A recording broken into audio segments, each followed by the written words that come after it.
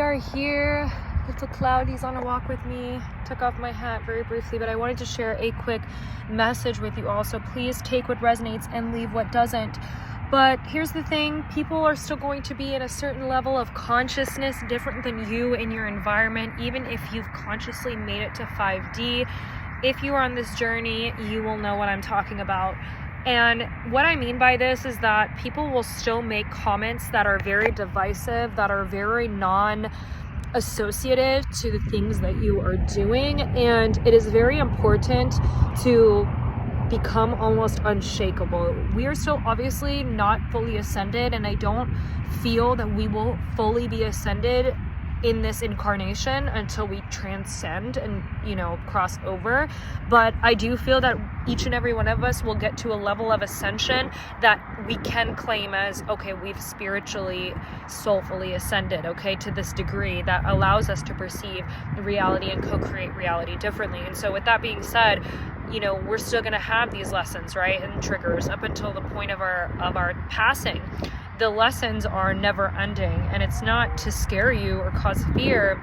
It's not to say that, you need to be on guard for when the next trigger needle is going to drop, but it is to be informed that you just have to get to a place and space mentally of not being shaped by the things that people say.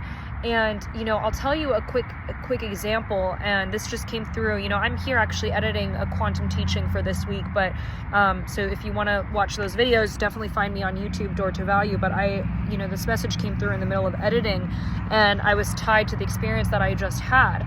I was in the elevator with Cloud. Obviously, she's in a stroller, and I just got the stroller for her recently because it was hurting my back carrying the backpack. And she didn't like when I carried the backpack on my back, so I would have to carry it in my front so she could stick her head out.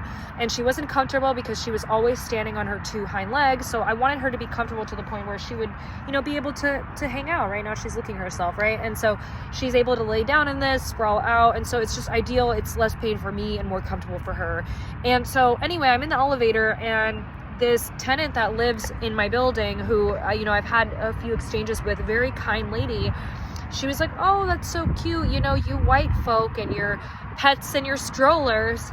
And I was taken aback because I'm like, honestly, I told her, I was like, well, actually, it's the fact that she has a soul, and I want her to have an experience where she's able to go outdoors, and this was less pain for me. Like, it had nothing to do with race.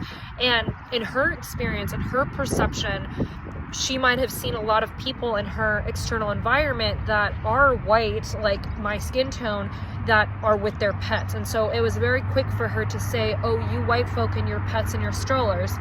I was quick to say, because I was triggered in that moment, because I have studied racial inequality and social injustice for so long, and this is what I wanted to pursue as my PhD in conjunction with healthcare. And so I'm very aware of these systemic issues in our country, and oftentimes that's what I talk about every day with the communities that I've engaged with, my social circles, for example.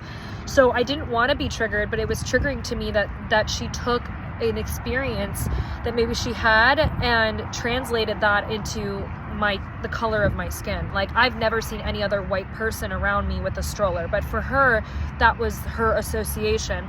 And so I realized, okay, let me not be bothered by that. I continued on with my day. Again, here I am recording or editing my other quantum teaching, and then this channeled message came through. And so it's very important to remind you all, if you know, again, you will not be bothered by this message. And if this message triggers you, then it's a message for you to understand why you're being triggered. But when we get to this consciousness level on this journey, we really can't be bothered by so many of these comments, because people are still in their duality, divisive mindsets, and we're not discounting their realities. It's just that their consciousness perceives things in a more labeling way, rather than the attribution of unconditional love or, freedom, or these sort of aspects of experience that have nothing to do with division and the color of, who you are basically in the 3D. It doesn't have to be related to skin color. It could be related to your pronouns or what have you. So I wanted to share that message because it did come through, and I wasn't trying to record it, but obviously the guides had me record it. So yeah, I hope that it resonated, that I added value, that it brought some enlightenment. What I shared was just a brief example of many,